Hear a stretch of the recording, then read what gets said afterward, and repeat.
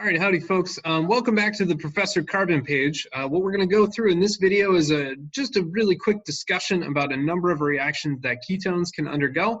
And we're going to select here starting with the same molecule here. In this particular case, this molecule is named phenylacetone.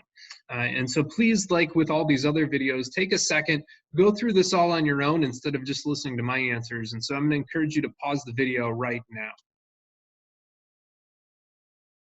All right, welcome back. Let's just go through these reactions pretty quick. Hopefully these are all right there for you. I don't think there's any of these that are too tricky. So let's start with one of the favorite reactions for those of you starting to learn about all the in-depth reactivity of ketones. This is gonna be a ylide reagent for the Wittig reaction. And it's gonna be one of the classics of all time. And so here, this carbon is gonna attack the ketone carbonyl carbon, and we're going to make a double bond there. So I'm going to start by just drawing out my starting material, except now instead of putting an oxygen up top, what I'm going to do is just connect that to the phenyl ring on the double bond. Now in this particular case, the product here has a tri-substituted alkene, and so realistically we're going to end up probably with a mixture of two alkene isomers.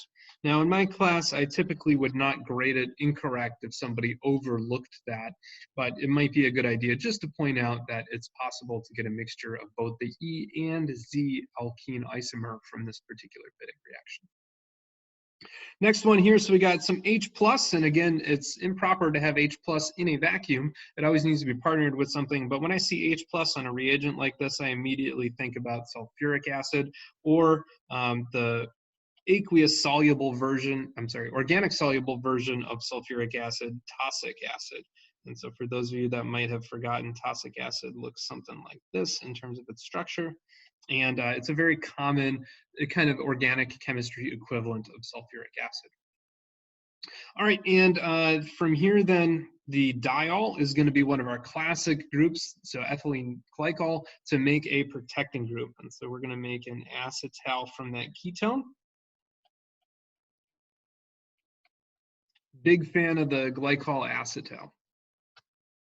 All right, next one up here is HCN, and unfortunately for these reactions, it's actually important to have that H around, and so typically using CN- doesn't work anywhere near as well as having HCN. And the way it works is you protonate the ketone first and then have cyanide attack, and you can make then the cyanohydrin. And so these are very common reagents to extend a chain by one carbon, and often they're quite useful for that. The equivalent where instead of attacking a ketone, you attack an aminium ion is actually a great way to make alpha amino acids. And so that reaction is used quite extensively. Here we go, methyl Grignard. So that's a very common way just to add directly to the ketone. So we can add a methyl group there. It turns out in this case, we already had a methyl group on the other side. So we'll draw it in perhaps a little bit interesting of a way. One thing I'll point out is because this H could be deprotonated to make a relatively stabilized enolate, where that enolate can be delocalized into the benzene ring as well as onto the oxygen. It's also possible that that Grignard reagent, which is a strong base, will deprotonate competitively with doing the desired 1,2 reaction. In my class, I would accept this for full credit, but it's worth pointing out that in this particular case, that Grignard addition is going to be slightly problematic. There's a really cool trick that people have developed to get around it, and it's to add cerium trichloride with the Grignard reagent in advance, and it turns out that, which is known as the Lusch process, or if you have borohydride instead of a Grignard, the Lusch reduction, is a really great way to help increase the amount of addition instead of the amount of deprotonation. All right, next up we have benzaldehyde with NaOH, and so that screams aldol condensation to me. And we just talked about how this particular enolate is going to be the more stable enolate, and so we could imagine two products from this, one where we have the phenyl ring over here and we have the aldol condensation on this side, or we could imagine the one where we have the attack at the central CH2. And because we have the more stable enolate due to that extra delocalization of the benzene ring, I would prefer this product over this one. So that's an important piece of this substrate.